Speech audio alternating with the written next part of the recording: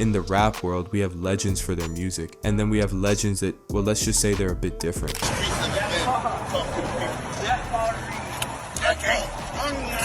From Kanye West claiming that being a slave 400 years ago was a choice. You hear about slavery for 400 years? For 400 years, that sounds like a choice.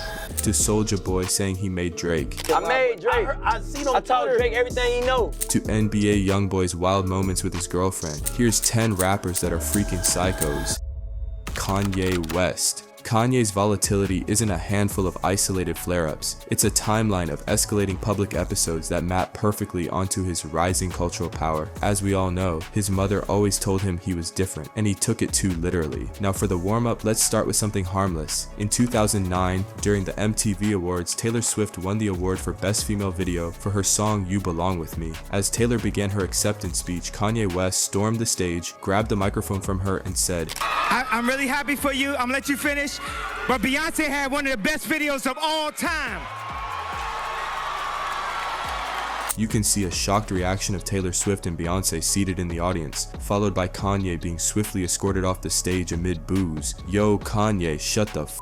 Who gives a damn about Beyonce and her video? You just ruined it all. Dude has no sense of politeness. He thinks the world spins around him or something. Just stand there and accept it. He apologized, but he just acted like a retard. Kanye even released a track with an apology saying, yeah, I messed up, but I'm still the greatest. This guy's ego was already through the roof. He is the best and everyone else are lollipop suckers. From the start, Kanye didn't being filmed, and his volatile relationship with paparazzi has produced countless viral moments. He's been filmed snatching cameras, confronting photographers at airports, and yelling profanities in public. One infamous 2013 video shows Kanye grabbing a photographer's camera and shouting at him. I don't want to hear paparazzi talk to me or anybody I know. It doesn't matter. No, but don't talk to me. Then came the Yeezus era in, where Kanye fully embraced a god complex, and here's where he started to let his demons out. His concerts often featured him wearing elaborate, jeweled masks and screaming, I am a god, both a song title and a statement. Mid-show, Kanye would stop performing to deliver unfiltered 20-minute rants about racism, the fashion industry, corporate control, and why he was the greatest artist alive. At one interview, he compared himself to Shakespeare, Walt Disney, and even Jesus. I am Shakespeare in the flesh. Walt Disney, Nike, Google. Now who's gonna be the Medici family and stand up and let me create more? Fans were torn between awe and confusion, unsure if they were witnessing performance art or a meltdown. This period defined Kanye's reputation for unapologetic, chaotic brilliance. Fast forward to Kanye's 2018 appearance on TMZ Live shocked the world. While discussing freedom and mental slavery, he said that being slaves at the time was their choice. You hear about slavery for 400 years? For 400 years, that sounds like a choice. Kanye attempted to clarify his comments later, saying he was referring to mental enslavement, but the damage was done. During the same appearance, he admitted to having liposuction and opioid addiction. I was on opioids. I was addicted to opioids. I had plastic surgery because I was trying to look good for y'all. Next, in 2020, Kanye launched an unexpected presidential campaign, holding a rally in South Carolina that quickly turned bizarre. Dressed in a bulletproof vest with 2020 shaved into his head, Kanye delivered a rambling speech about religion, Harriet Tubman, and his family. He broke down crying while revealing that he and Kim Kardashian had considered aborting their first child Northwest. Clips of Kanye sobbing and screaming went viral, with fans expressing concern for his mental health. Kanye's 2022 spiral was even more madness. On Twitter, he posted, I'm going DEFCON 3 on Jewish people, sparking immediate backlash and accusations of anti-Semitism. He doubled down in interviews, spreading harmful stereotypes and praising Hitler during appearances with far-right figures. The fallout was swift. Adidas, Balenciaga, and Gap terminated partnerships, wiping billions off his net worth. This was arguably his most damaging controversy yet. Not a stunt or a rant, but rhetoric that crossed every line, leaving lasting consequences. He didn't seem to care much because just a couple of months ago, he released a song praising Hitler. It swiftly got deleted from all platforms, but in the song, he showed all his love to the Nazi dictator. Kanye's wild moments don't stop on that, and I might make a whole video about him, but wait until you see what a real psycho looks like, because it looks like Kodak Black is in a trip all the time. Kodak Black. Kodak Black is one of the most unpredictable rappers in the game. He was arrested and charged 1,000 times. I don't even want to get into that. But this already indicates that something's wrong with this guy. In 2018, this dumb pointed a gun at an infant. Although the Insta-Live was deleted shortly after, it showed Kodak's young child in a bathroom with a joint held inches from the infant's face and a handgun visible nearby. This led to armed charges and intense public scrutiny over his irresponsibility. The next moment just proves that Kodak is high all the time. I can't explain his action otherwise. In June 2023, he appeared on Instagram Live shirtless and sitting on the floor in a dimly lit room. He repeatedly shifted positions, adjusting his pants and shoes while speaking in a disjointed manner, seemingly talking to no one in particular. During another live session in August of that same year, Kodak was captured nodding off mid-broadcast, cup in hand. Fans interpreted it as a sign of deeper issues and expressed urgent concern about his health.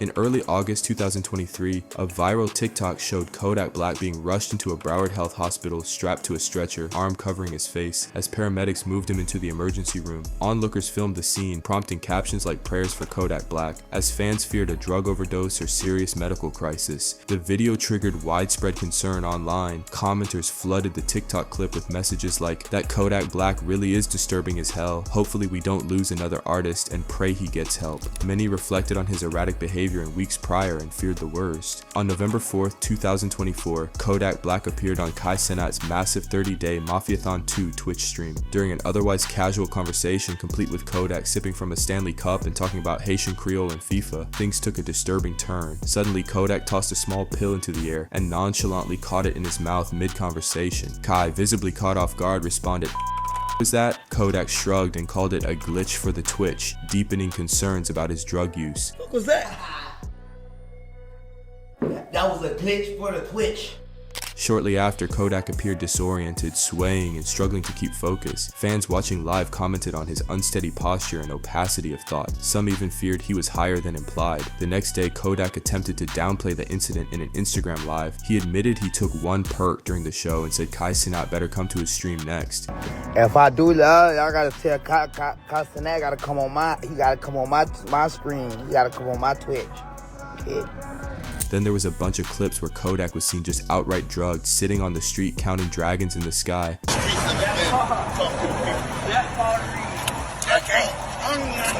Yeah, Kodak is one of a kind. He's like that dude on the block that doesn't give shit about anything, but still gets away with it. Next we have a guy that with his behavior is farming viral moments like it's his full-time job. Soulja Boy. Soulja Boy is known for making outrageous claims. He's famously declared that he was the first rapper to do almost everything, from going viral on YouTube to working with Drake and even making Drake as an artist. I made Drake, taught Drake everything he knows. First notable sign of Psycho started to show in 2008 during an Instagram Live session where Soulja Boy seemed to get physically accosted. He came up to one of his viewers and tried to hug him, but the guy didn't seem to like it, which caused chaos and a rapid camera shift. The shocking real-time footage left fans speculating whether he'd been jumped or was reacting to a prank, as the stream abruptly cut off shortly after. They say Soulja ain't from the hood. They say Soulja ain't from the hood. In August 2012, Soulja Boy used TinyChat to launch an explosive verbal attack on rapper Hopsin, who had diss-sheeted him in "Sag My Pants." Using derogatory language, Soulja declared he would record a response diss real quick, calling Hopsin a The confrontation culminated in an awkward online showdown between the two, raw, unscripted tension captured live. There is no heat, Soulja Boy. I don't know if you know this, but you don't have any heat. Then during a January 2019 interview on The Breakfast Club, Soulja Boy launched into one of his most viral tirades, loudly calling out Drake, Kanye West, and Meek Mill, claiming he had the biggest comeback of 2018. He blasted Drake as hiding his kid and accused him of being bodied by Pusha T, creating a meme-worthy sequence that flooded social media by the end of the year. Soulja Boy's in the game for too long, so I can't tell you about every moment captured where he was going psycho. This video will get up to 1 hour, but let's look at his most recent insane moments. In late January 2025, Marlon Wayans publicly criticized Soulja Boy for keeping his career alive by performing at a ball tied to Donald Trump's inauguration, mocking that he'd been cancelled and irrelevant since his 2007 hit Crank That. Soulja responded with a barrage of insults on X, calling Wayans a and accusing him of sucking the higher up. What you wanna? You suck to get in your position. What? I got on MySpace and YouTube and grinded as a teenager. in the hood. Shortly thereafter, in a live stream on Instagram, Soulja Boy erupted into one of his most notorious rants, using highly homophobic and transphobic language to insult Wayans and his transgender son Kai, referencing gay slurs and implying sexual misconduct for publicity. I can't really show this here, but that was wild. A few weeks after the Wayans incident, another live stream captured Soulja reacting to Lil Yachty mentioning him online. In it, Soulja mocked Yachty's voice and personal style, raging, "You paint your toenails and your fingernails and you're lame as hell." The rant was aggressive, spontaneous, and supported by no filter, all in real time. Nah, Soulja Boy's just too aggressive, I guess. He's mad that his fame went away, or he's just using drugs every day, or a little bit of both. But that dude should take some magnesium to keep his nerves controlled, because with these recent bursts of rage, he can easily smoke someone for looking at him the wrong way. Next up, we have the guy that seems to be a demon in the flesh, DMX.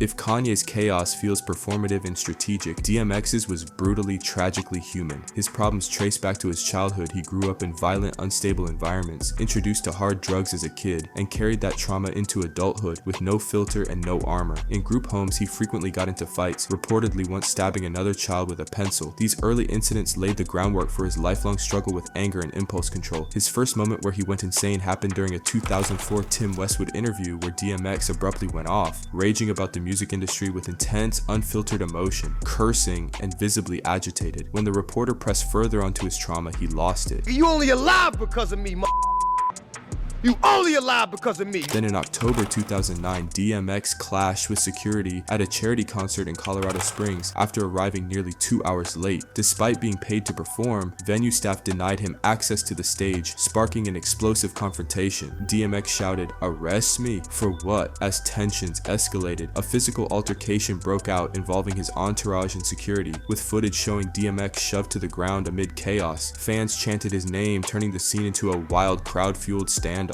The incident captured DMX's raw, confrontational nature, furious, unfiltered, and unwilling to back down, even in the face of being physically restrained. While performing in Long Beach in January 2012, DMX was attacked by an overzealous fan who rushed the stage. Despite the interruption, DMX quipped, "We don't stop music for and maintained composure, though the intensity and chaos of the moment aligned with his volatile reputation. This was the first time he stayed calm in a situation like this. Usually he didn't hold himself, he would just confront someone and then jump him if he didn't like something. As I said earlier, DMX was abusing drugs since he was a kid. And this entry ends tragically, as on April 2nd, 2021, the rapper was rushed to White Plains Hospital in New York after suffering a massive heart attack triggered by a drug overdose. He was placed on life support and remained in a coma for nearly a week. Despite waves of support and prayers from fans and peers across the world, DMX was pronounced dead on April 9th, 2021 at the age of 50. I mean, he lived his life to the fullest and how he wanted, we can't blame him, but he made his decision consciously. We're not talking about being a kid anymore. He just didn't want to jump off the needle. Now let's take a look at the consequences of a person who can't stay out of trouble for half of his life.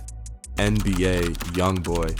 NBA YoungBoy's legal record is long and confusing even for hardcore followers. On November 2nd, 2016, authorities allege that NBA YoungBoy fired a handgun multiple times from a moving vehicle during a drive-by shooting in Louisiana. He pleaded guilty in May 2017 to a reduced charge, aggravated assault with a firearm, and was sentenced to a suspended 10-year sentence with 3 years of probation. In February 2018, NBA YoungBoy was caught on hotel surveillance footage violently assaulting his then-girlfriend Jania. The video shows him slamming her to the ground and dragging her into their room by force. Shortly after, he was arrested and charged with kidnapping and aggravated assault. Despite the footage, Jania later claimed she wasn't harmed. Still, the public backlash was fierce. Some even labeled him mentally insane and dangerous for the society. In September 2020, YoungBoy and around 16 others were filming a music video. Officers reportedly responded to reports of a large group brandishing firearms during the shoot. NBA YoungBoy was arrested on drug distribution and possession charges, including being a felon in possession of a firearm along with weapons theft allegations. Now, we were just talking about his run-ins with the law, but his real mental health struggles came later. Since October 2021, YoungBoy had been confined to his home in Utah under strict pretrial conditions. By late 2023, his defense team filed motions citing severe depression and anxiety, and he's been seen almost overdosed multiple times on something really heavy. What's the plan? The plan is drop my album And then Wednesday. What makes YoungBoy uniquely psycho to outsiders isn't just the charges or the house arrest, it's the pace. The arrests, the heavy drug use, 13 children, all before 25. It's like he's racing against a fate he can't outrun, making so much music that if he disappears tomorrow, he'll still dominate YouTube from a cell. And with all the stuff he's been facing so early in his life, I bet he'd top headlines sometime in the future for sure. Next up is Gucci Mane, who tossed a girl out of a car at speed. Gucci Mane. In April 2011, Gucci Mane made headlines after he offered a woman $150 to go to a motel with him. When she refused, he reportedly opened the passenger door and pushed her out of his moving car. The woman filed a complaint, and Gucci was later arrested and charged with battery. He ended up paying a $58,000 settlement. The incident fueled growing public perception that Gucci wasn't just unfiltered, he was unhinged and dangerously impulsive. In early 2012, Gucci Mane's lean addiction spiraled. While working on his Trap Back mixtape, he reportedly began acting strangely, zoning out, ranting incoherently, and scaring people around him. He was briefly committed to Anchor Hospital in Atlanta, a psychiatric facility. Days after being released, Gucci shocked the world by tattooing a giant ice cream cone on his face. It became an instant meme and symbol of his mental decline. Fans didn't know whether to laugh or worry. The moment cemented Gucci's image as completely unpredictable and unafraid of total self-sabotage in public. Gucci's behavior took another turn in March 2013 when he was arrested twice in less than a week. First, he allegedly hit a fan over the head with a champagne bottle in a nightclub. Then in Philadelphia, he reportedly punched another man for simply asking for a photo. When police tried to arrest him later, Gucci resisted, cursed them out, and had to be physically restrained. It wasn't just a bad night, it was a public unraveling. His aggression wasn't limited to critics or rivals anymore. It extended to fans, law enforcement, and anyone who crossed him. Leading from this violent behavior, about 6 months later, Gucci Mane got into a violent altercation at Lenox Square Mall in Atlanta. Caught on camera, the fight broke out between Gucci and another man who had reportedly said something disrespectful. Punches were thrown, crowds formed, and security had to separate them. The footage went viral and reminded everyone that Gucci didn't care where he was or who was watching. Later that same month, Gucci went nuclear on Twitter in one of the most infamous celebrity meltdowns ever. Over the span of 48 hours, he fired off unhinged tweets attacking Nicki Minaj, Waka Flocka Flame, Jeezy, Ciara, and even his own label. He made wild X-rated allegations, accused industry execs of betrayal, and claimed he was quitting rap altogether. Fans were stunned and laughing. It felt like a career suicide note typed in real time. Gucci later blamed it on a lean binge and claimed he was hacked, but the damage was done. It was raw, reckless, and unforgettable. His wild behavior continued for years. He would rant on Twitter, get into beef with other rappers, and even call out his own label at times. By 2014, Gucci's legal troubles caught up with him, and he was sentenced to prison for weapons charges. It was a turning point in his life. When Gucci was released in 2016, he looked like a completely different person. He had lost weight, cleaned up his image, and started focusing on business ventures. Fans were so shocked by his transformation that conspiracy theories started circulating, claiming that this new Gucci was actually a government clone. While the theory is obviously ridiculous, it shows just how drastic his change was. The pre-clone Gucci era was wild, unpredictable, and at times downright psycho, but in a way, it was that very chaos that made him a legend. Wait till you see the next rapper that went psycho, because he's done some real wild shit. Blueface shot to fame with his viral hit Thotiana, but over time his personal life became more of a spectacle than his music. His life is like someone's taken a gamepad and playing GTA 5 with his character. He's been doing some random dumb shit too much. In 2020, Blueface launched a self-styled OnlyFans reality concept called Blue Girls Club, inviting young women to live in his home for around 21 days while he filmed drama for his platform. Intended as a micro Bad Girls Club spin-off, it quickly devolved into a volatile environment filled with physical fights, sex challenges, drinking games, and group pressure. Participants alleged they were coerced into brawling, accepting matching tattoos, or stripping on camera, or risk being kicked out of the house. One cast member even reportedly lost a front tooth during a fight, and that's where Krishan Rock, Blueface's girlfriend, became famous. We'll get back to their relationship a bit later, but now let's talk about how Blueface likes punching people for no reason. In September 2021, he was caught on camera brutally assaulting a bouncer at Skinny's Lounge in Los Angeles after being denied entry. He and his crew allegedly beat the man unconscious, kicked him repeatedly, and even took his chain. The bouncer was hospitalized, and Blueface was later hit with an arrest warrant for felony assault and robbery. On October 8, 2022, Blueface allegedly allegedly shot at a man outside Euphoric Gentlemen's Club in Las Vegas during a dispute. Surveillance footage showed Blueface firing a gun at a truck. He was arrested a month later, November 15th, and charged with attempted murder with a deadly weapon and discharging a firearm at or into an occupied vehicle. YoungBoy's next troubles came in early 2023 when he reportedly got into a full-blown physical altercation with members of Christian Rock's family. Both Blueface and Christian were seen fighting her father and siblings. Videos show chaos erupting on the front lawn, punches thrown, screaming, and police involvement. It added more fuel to their toxic relationship narrative. Later that year, during a now viral Instagram live, Blueface went on a tirade against Christian Rock. He screamed insults, accused her of being unstable, and exposed private details about their relationship. He appeared angry, possibly intoxicated, and completely unfiltered. Fans described the stream as disturbing, labeling it a public breakdown.